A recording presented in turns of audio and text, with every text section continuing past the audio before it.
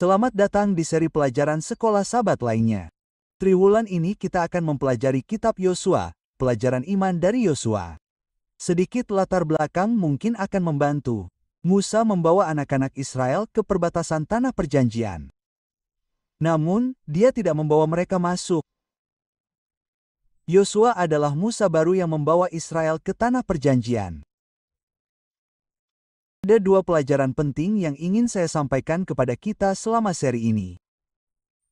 Pertama, Tuhan adalah Tuhan yang memberi kesempatan kedua. Tuhan memberi Israel kesempatan kedua. Mereka mengecewakannya di perbatasan Kanaan 40 tahun sebelumnya. Mereka melihat raksasa di tanah itu. Namun, meskipun mereka kurang iman, dan meskipun orang dewasa yang datang ke perbatasan tanah perjanjian dan tidak masuk karena kurangnya iman meninggal di padang gurun, Tuhan memberi Israel kesempatan kedua. Itulah satu hal yang ingin kita tekankan. Hal kedua yang ingin kita tekankan adalah bahwa Tuhan menggenapi janji-janjinya. Bahwa janji-janji Tuhan akan selalu digenapi. Dan kita dapat mengklaim janji-janji itu jika kita menanggapi janji-janji itu dengan iman. Satu-satunya alasan mengapa janji Tuhan tidak akan digenapi bagi kita secara pribadi adalah jika kita tidak mengklaimnya dengan iman dan menjalani hidup yang saleh melalui kuasa-Nya, melalui kasih karunia-Nya yang memampukan kita untuk menerima janji yang telah diberikannya. Baiklah, mari kita langsung masuk ke pelajaran kita minggu ini. Pelajaran kita minggu ini berjudul Resep untuk Sukses. Mari kita berdoa. Bapa di surga, kami bersyukur dengan segenap hati kami atas kesempatan untuk mempelajari Yosua, sebuah kitab rohani yang sangat menyentuh dalam perjanjian lama. Saat kita mempelajarinya, kiranya kebenaran kitab ini meresap jauh ke dalam hidup kita untuk menghasilkan perubahan. Kami berdoa dalam nama Kristus. Amin. Resep untuk sukses. Teks hafalannya adalah Yosua 1:7. Hanya hendaklah kamu kuat dan sangat berani, supaya kamu dapat melakukan sesuai dengan seluruh hukum yang diperintahkan kepadamu oleh hamba-Ku Musa. Janganlah menyimpang ke kanan atau ke kiri, supaya engkau berhasil, kemanapun engkau pergi. Sekarang perhatikan teks itu, hendaklah kamu kuat dan berani. Sangat menarik. Tuhan berkata kepada Yosua, "Yosua, jika kamu akan memasuki peperangan ini, tidak perlu kelemahan untuk menaklukkan Kanaan. Jadilah kuat dan berani. Percayalah pada janji-janjiku." Benjamin Sander, Direktur Musik Boston Philharmonic Orchestra, mengajar kelas interpretasi musik. Dan kami bertemu dengan para siswa pada hari pertama kelas. Dia berkata, "Setiap dari kalian akan mendapatkan nilai A di kelas ini, tetapi aku ingin kalian melakukan ini. Ini berdasarkan suatu syarat. Dalam 2 minggu pertama semester ini, aku ingin kalian menulis surat kepadaku mengapa kalian akan mendapatkan nilai A dan aku akan mengambilnya dan kita akan membacanya pada hari terakhir kelas." Petik 2. Dengan kata lain, apa yang dia katakan adalah nilai A adalah milikmu, tetapi kalian harus bekerja sama untuk menerima nilai A itu. Tuhan memimpin orang Israel ke tanah perjanjian untuk mengalahkan orang Kanaan. Mereka tidak dapat melakukannya tanpa Tuhan, tetapi Tuhan tidak akan melakukannya tanpa mereka. Mereka tidak dapat melakukannya tanpa kekuatannya, tetapi Dia tidak akan melakukannya tanpa kerjasama mereka. Jadi, kita sampai pada pelajaran hari Minggu, Musa yang baru. Tema pelajaran ini adalah bahwa Tuhan selalu menggenapi janji-janjinya. Tuhan selalu menepati janjinya ketika membimbing dan mengarahkan umat-Nya. Pertanyaan yang diajukan pada pelajaran hari Minggu, mengapa penting bahwa kitab Yosua dimulai dengan menggemakan janji yang berkaitan dengan apa yang akan terjadi setelah kematian Musa? Di sana kita membaca 2 bagian. 1 Ulangan 18 ayat 15-22. Ulangan 18 ayat 15-22. Dan saya ingin berfokus khususnya pada ayat 15 dan 16. Tuhan akan membangkitkan bagimu seorang nabi dari tengah-tengahmu, dari antara saudara-saudaramu, seperti aku. Dialah yang akan kau dengar sesuai dengan segala yang kau inginkan kepada Tuhan, Allahmu, di Gunung Horeb, pada hari perkumpulan, dengan berkata, "Jangan biarkan aku mendengar suara Tuhan, Allahku, lagi, dan jangan biarkan aku melihat api yang besar ini lagi, nanti aku mati. Dan Tuhan berfirman kepadaku, ayat 17, apa yang mereka katakan itu baik. Jadi di sini Tuhan berbicara kepada Musa dan Tuhan saat berbicara mengatakan hal ini di ayat 22. Ketika seorang nabi berbicara atas nama Tuhan, jika hal itu tidak terjadi atau tidak terjadi, itu adalah hal yang tidak difirmankan Tuhan, nabi itu telah berbicara dengan lancang, kamu tidak perlu takut kepadanya. Apa yang Tuhan katakan di sana? Tuhan mengatakan bahwa nubuatan yang benar akan digenapi. Tentu saja ada beberapa nubuatan bersyarat, tetapi nubuatan yang benar yang didasarkan pada fakta sejarah akan digenapi. Perbedaan antara nubuatan yang benar dan yang salah adalah Tuhan selalu benar 100%. Nabi-nabi palsu mungkin menebak dan benar beberapa kali, tetapi sebagian besar waktu mereka tidak akan benar. Di sini Tuhan berkata, Aku telah berjanji untuk memimpin Israel ke tanah perjanjian.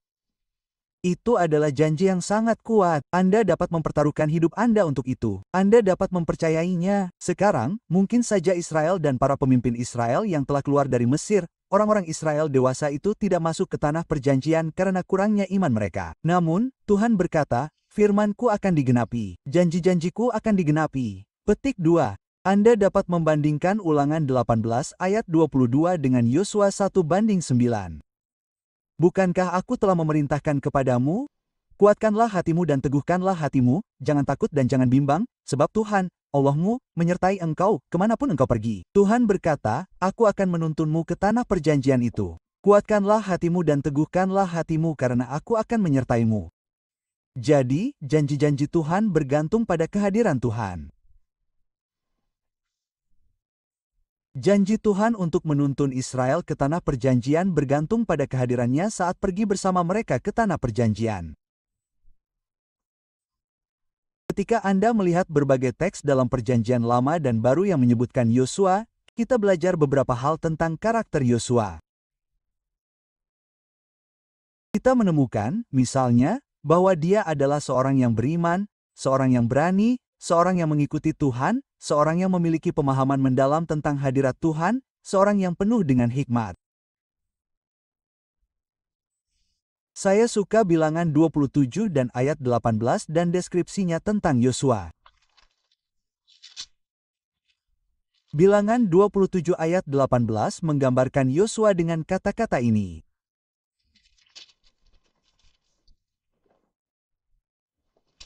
Dikatakan di pasal 27 ayat 18. Ini dia. Dan Tuhan berfirman kepada Musa, ambillah Yosua bin Nun bersamamu, seorang yang penuh dengan roh, dan taruhlah tanganmu ke atasnya, seorang yang penuh dengan roh. Yosua memberikan bukti bahwa dia dibimbing, diarahkan, dan dipenuhi dengan roh.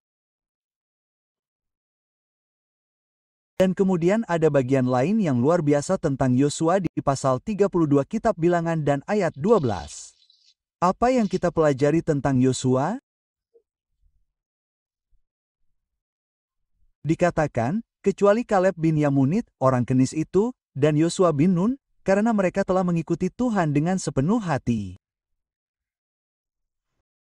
Kaleb dan Yosua sepenuhnya mengikuti Tuhan. Sungguh suatu karakteristik, tidakkah Anda ingin hal itu dikatakan tentang Anda? Roh Tuhan ada di dalam dia.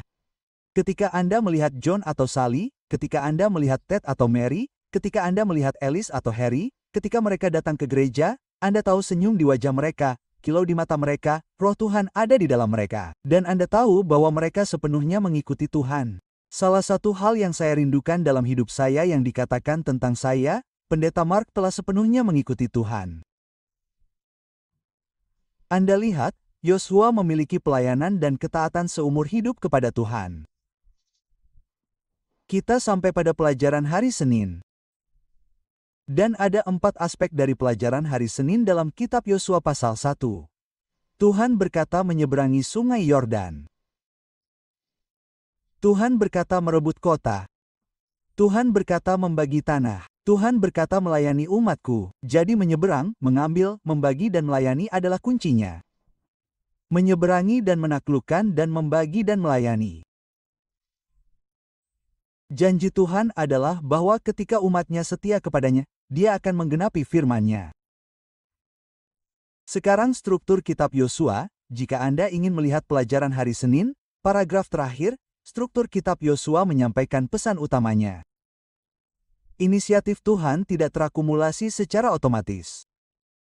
Sebaliknya, inisiatif itu menuntut tanggapan yang setia dari umatnya, yaitu, dengan semua yang telah Tuhan lakukan bagi kita, termasuk semua yang telah Dia lakukan bagi kita yang tidak dapat kita lakukan sendiri, kita kemudian dipanggil untuk melakukan apa yang dapat kita lakukan bagi diri kita sendiri, yaitu menaati apa yang Tuhan perintahkan untuk kita lakukan. Begitulah yang selalu terjadi dalam semua sejarah suci, dan tetap demikian hingga saat ini. Misalnya, penggambaran umat Tuhan di akhir zaman dalam Wahyu pukul 14:12 menyampaikan gagasan yang sama. Iman kepada apa yang telah Tuhan lakukan bagi kita menuntun pada ketaatan. Sekarang, bukan berarti Tuhan telah melakukan sesuatu untuk saya. Oleh karena itu, saya akan mengertakkan gigi, mengepalkan tangan, dan saya akan menaatinya.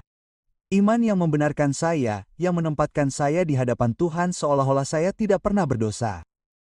Iman itu adalah kekuatan dinamis yang masuk ke dalam hidup saya yang menghasilkan pengudusan atau kekudusan. Pohon apel tidak menghasilkan apel karena mereka ingin atau berusaha lebih keras untuk melakukannya. Pohon apel tidak menghasilkan apel agar menjadi pohon apel. Pohon apel menghasilkan apel karena mereka adalah pohon apel, dan menghasilkan apel adalah hasil alami dari menjadi pohon apel. Yang ingin saya katakan adalah, orang Kristen tidak menghasilkan perbuatan baik untuk menjadikan diri mereka orang Kristen. Mereka menghasilkan perbuatan baik karena mereka adalah orang Kristen. Artinya, ketika benih Injil ditanam di dalam hati Anda, itu menghasilkan buah yang baik dari roh kasih, sukacita, kedamaian, dan kesabaran. Yosua adalah seorang pria yang berani, seorang pria yang kuat, seorang pria yang taat karena roh Tuhan ada di dalam dirinya. Dan dia memilih untuk sepenuhnya mengikuti Tuhan. Tuhan berkata kepada Israel, "Aku akan menyertai kamu, hadiratku akan menyertai kamu, aku akan menuntun kamu ke tanah perjanjian." Petik 2. Namun Israel harus bangkit dan mencelupkan kaki mereka ke dalam air di sungai Yordan. Israel harus mengikuti instruksi Tuhan untuk berbaris mengelilingi Yerikho 7 kali. Jadi iman tidak mengabaikan ketaatan. Itu menuntun kepada ketaatan. Kasih karunia tidak membatalkan, mengubah, atau menghancurkan hukum Allah. Kasih karunia menuntun kita untuk menaati hukum Allah. Menurut pelajaran hari Selasa, kita adalah ahli waris dari janji-janji Allah. Jika Anda harus mendefinisikan apa itu ahli waris, bagaimana Anda mendefinisikannya? Saya akan menjelaskannya seperti ini. Menjadi ahli waris dari janji-janji Allah berarti memiliki kepastian atau keyakinan bahwa janji-janji Allah itu benar. Ahli waris adalah orang yang merupakan ahli waris yang sah atas sesuatu. Saya suka cara penulis kita menjelaskannya di paragraf ketiga pada beberapa kalimat terakhir pelajaran hari Selasa. Ketika Allah menjadi subjek dari tindakan tersebut, bentuknya disebut kesempurnaan nubuatan. Dan itu karena apa yang dijanjikannya dalam firman-Nya adalah fakta yang pasti yang dapat dipercaya sebagai realitas masa kini. Dengan kata lain, ketika Allah berjanji untuk membawa Israel ke tanah perjanjian, itulah yang kita sebut kesempurnaan nubuatan. Dengan kata lain, janji Allah yang diterima saat ini sama nyatanya seperti jika Israel berada di tanah perjanjian. Apa yang dijanjikan Allah yang pasti dalam firman-Nya adalah realitas masa kini. Bukankah itu benar bagi kita? Kita sedang berbaris menuju Sion. Sion surgawi. Biarlah mereka yang menolak bernyanyi adalah mereka yang tidak pernah mengenal Tuhan mereka. Kita sedang berbaris menuju Sion ketika kita menyanyikan lagu berbaris menuju Sion. Itu menjadi kenyataan dalam hidup kita. Kita mendengar meskipun kita sedang berjalan melalui tanah yang gelap, penuh kekerasan senjata, perang, konflik, pertikaian, kelaparan, secara mental pikiran kita tidak berada di sini. Dahulu kala ada seorang pendeta tua yang sedang berjalan melalui New Orleans di Bourbon Street. Ia disebut pendeta Bourbon Street. Ia tidak pergi berkhotbah di sana. Suatu kali ia sedang berkhotbah dan seorang pria datang dan menuangkan sebotol bir ke atas kepalanya. Ia terus saja berkhotbah. Suatu kali seorang pria merobek halaman dari Alkitabnya. Pria itu terus berkhotbah. Namun pendeta tua ini sedang berjalan melalui Bourbon Street, New Orleans suatu hari dan seseorang berkata kepadanya, "Saudara, kemana Anda akan pergi hari ini?" Ia berkata, "Baiklah, saya sedang dalam perjalanan ke surga. Saya hanya lewat kota." Petik 2. Itulah pola pikir surgawi. Tahukah Anda, itulah yang dimaksud Paulus dalam Kolose 3:1 dan 2. Pikirkanlah perkara yang di atas, bukan yang di bumi. Jadi, kita hidup dalam realitas masa kini melalui iman hari ini di tanah perjanjian. Kita percaya bahwa realitas itu sungguh-sungguh akan digenapi karena Yesus akan datang untuk membawa kita pulang. Kita adalah ahli waris. Ahli waris kerajaan. Pelajaran hari Rabu. Jadilah kuat. Perhatikan Yosua 1 ayat 7-9. Yosua 1 ayat 7-9. Hendaklah kamu kuat dan teguh hati, supaya kamu dapat melakukan dengan setia segala hukum yang diperintahkan kepadamu oleh hamba-Ku Musa. Janganlah menyimpang darinya ke kanan atau ke kiri, supaya kamu beruntung, kemanapun kamu pergi. Kitab hukum Taurat tidak akan meninggalkan mulutmu, tetapi renungkanlah itu siang dan malam, supaya kamu dapat melakukan dengan setia segala yang tertulis di dalamnya.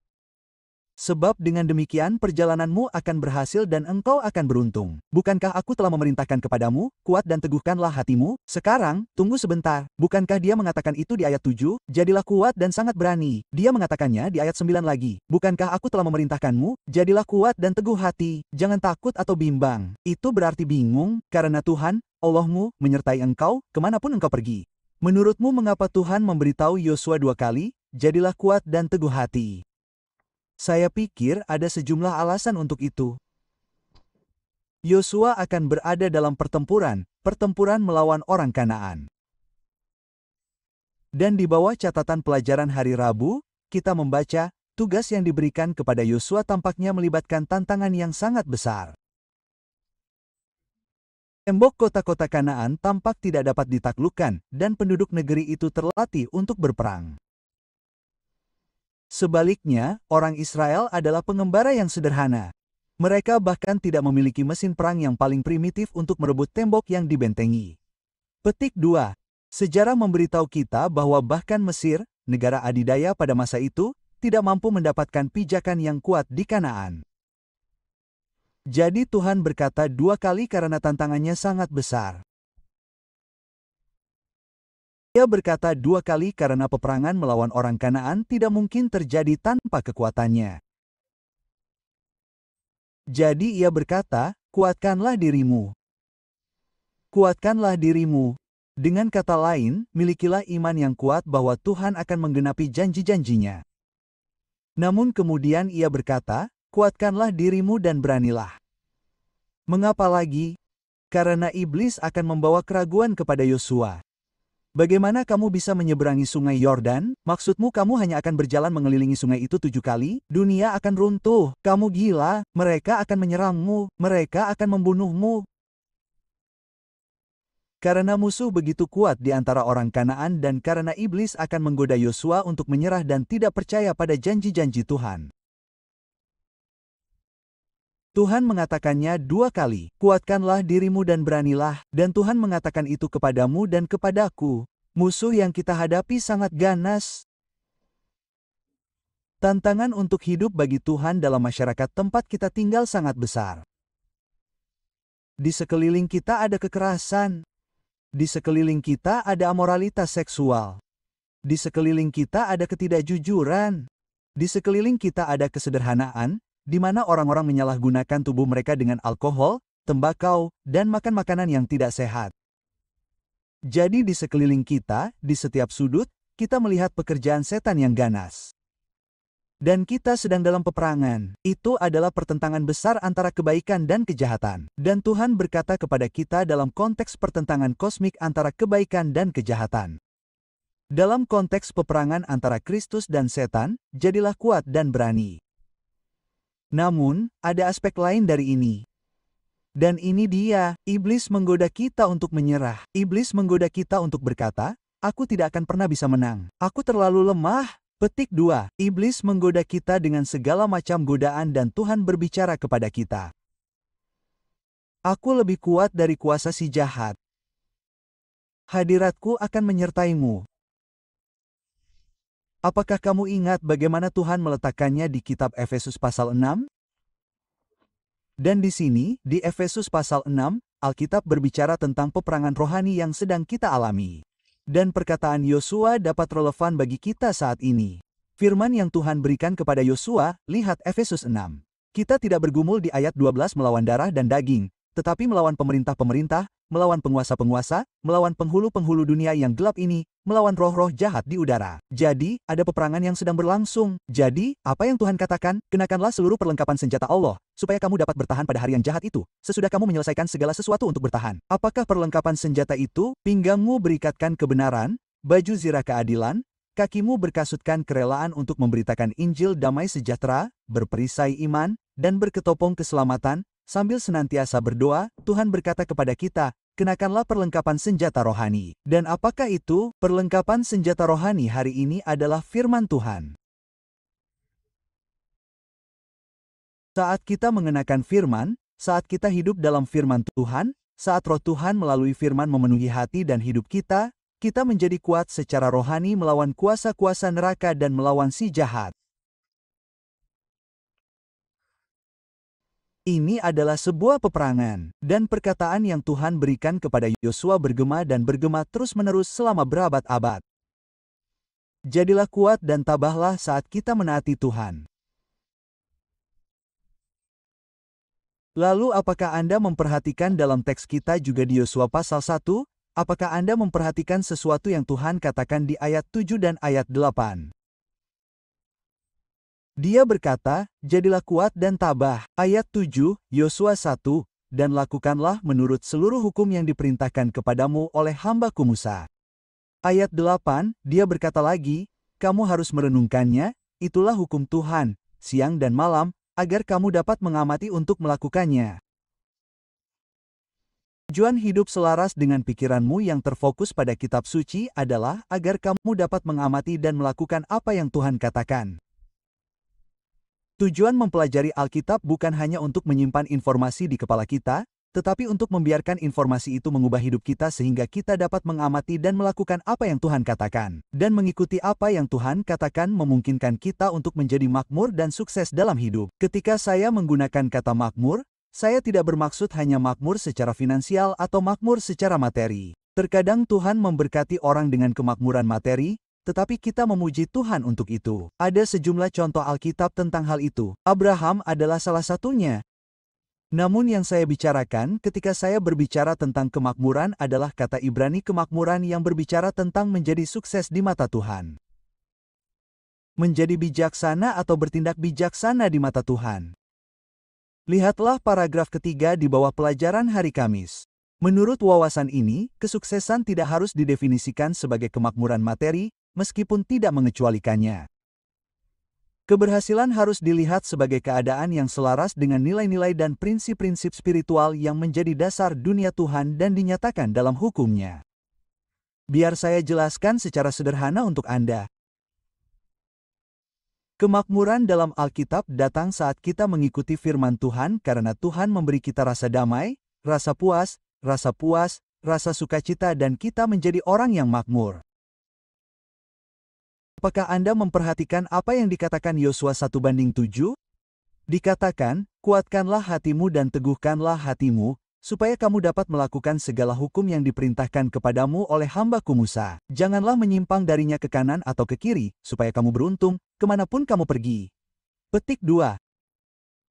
Ketaatan menuntun kepada keberhasilan dalam hidup atau kemakmuran sebagaimana didefinisikan oleh stabilitas fisik, mental, emosional, harmoni sebagaimana didefinisikan oleh firman Tuhan. Lihatlah apa yang dikatakan dalam Mazmur 1. Mazmur 1 adalah mazmur yang luar biasa. Mazmur ini berbicara tentang kemakmuran sejati dan apa maksudnya. Berbahagialah orang yang tidak berjalan menurut nasihat orang fasik, yang tidak berdiri di jalan orang berdosa, dan yang tidak duduk dalam tempat duduk orang fasik, tetapi yang hidup seperti orang yang hidup menurut hukum Tuhan, yang merenungkan hukum itu siang dan malam. Ia seperti pohon yang ditanam di tepi aliran air, yang menghasilkan buahnya pada musimnya, dan yang tidak layu daunnya, apapun yang diperbuatnya berhasil. Jika kita menyukai firman Tuhan, akan ada hikmat yang Tuhan berikan kepada kita. Jika kita memperhatikan untuk melakukan dengan kasih karunia-Nya melalui kuasanya prinsip-prinsip hukum Tuhan, Dia akan membuat kita makmur di mata-Nya, Dia akan memberkati kita dalam setiap cara hidup, secara fisik, mental, emosional. Berkat surga akan mengalir ke dalam hidup kita. Apakah itu berarti kita tidak akan pernah miskin? Itu berarti kita akan dipenuhi dengan roh Tuhan dan memiliki sukacita, kedamaian, cinta, dan kesabaran, tidak peduli nilai-nilai materialistis atau hal-hal materialistis apa yang kita miliki. Anda lihat, ada beberapa orang terkaya yang pernah saya temui adalah orang-orang termiskin. Saya ingat Anda berkata, apa maksud Anda orang terkaya yang pernah Anda temui adalah orang-orang termiskin? Saya ingat di Afrika, saya keluar dengan sebuah gubuk kecil dan saya bertemu dengan sebuah keluarga. Pria ini kurus dan kurus kering. Dia mengatakan kepada saya bahwa dia dan keluarganya makan sekitar 1 kali sehari karena mereka tidak memiliki persediaan makanan yang cukup. Tetapi dia memiliki senyuman di wajahnya, kilau di matanya. Dia telah datang kepada Yesus. Dia adalah salah satu orang yang paling puas di dunia. Makmur dari sudut pandang dunia, tidak. Tetapi makmur dari surga, tentu saja. Tentu saja makmur. Jadi Tuhan memberi kita kemakmuran jiwa, kemakmuran roh. Dan kebetulan, ketika kita mulai menaati hukum Tuhan dan menaati Tuhan serta mematuhi apa yang telah Tuhan katakan, kita membuat keputusan yang bijak. Dan itulah yang kita sebut dengan peningkatan Injil. Kita menjadi dalam keputusan bijak yang kita buat, baik secara fisik, kesehatan kita membaik, secara finansial, keuangan kita membaik, secara emosional, emosi kita menjadi lebih stabil. Jadi benar bahwa menerima kasih karunia Kristus, menaati hukum-Nya, kita bertumbuh dan menjadi makmur di mata Tuhan dalam setiap bidang kehidupan kita. Mari kita berdoa bersama, dan saat kita berdoa, saya ingin menantang Anda.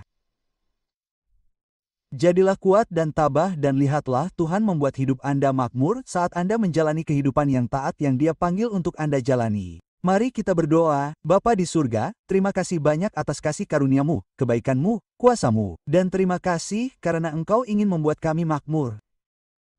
Engkau memakmurkan Yosua karena ia kuat dan tabah serta memimpin Israel ke tanah perjanjian. Tuhan, kiranya teladan Yosua memotivasi hidup kami juga dalam nama Yesus.